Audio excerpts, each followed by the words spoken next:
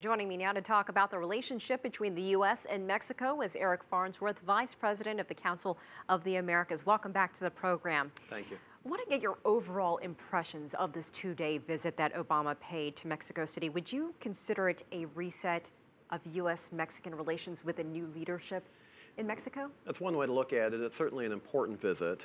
This is the first time that the two leaders have met as presidents.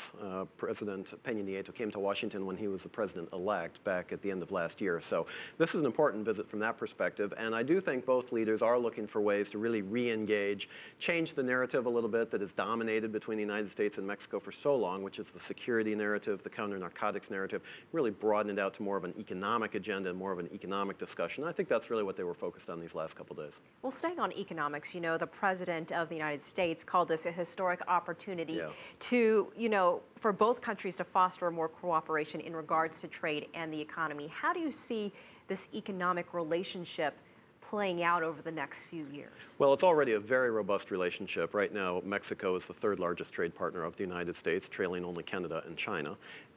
$1.4 billion of goods cross the border every single day. So this is a huge relationship already.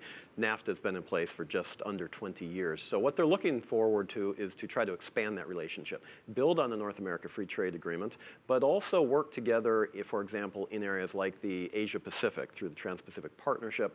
Also, Mexico is very interested in joining with the United States in terms of trade negotiations with Europe that may be getting going shortly. I don't think that there was any concrete commitment along those lines in the last couple of days, but I do think that's going to be a topic of continued discussion going forward. So they're really trying to find ways to build out that economic relationship, take the foundation that already exists, and really make it a lot stronger and even bigger than it already is. Do you think Mr. Obama is going back to Mexico and re-engaging this country because it is his second term? We didn't really see a lot of that the first 4 years, but why now? Talk about the timing. Yeah, timing of this is really interesting and really important, and you're exactly right. Traditionally, presidents in their second terms in the United States do find that they have things that they need to get to that maybe they haven't done as much during their first term. And I think going to Mexico, going to Latin America is clearly part of that. But I think there's a timing issue in terms of the domestic agenda too, and that's clearly the immigration discussion in the United States. Immigration is a huge issue between the United States and Mexico, and it's a domestic issue, to be sure, for the United States to resolve.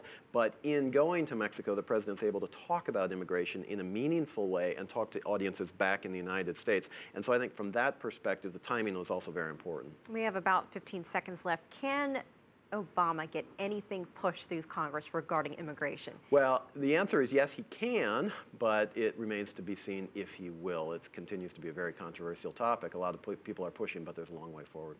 All right, Eric Farnsworth, we appreciate your time and your insight as always here on CCTV America.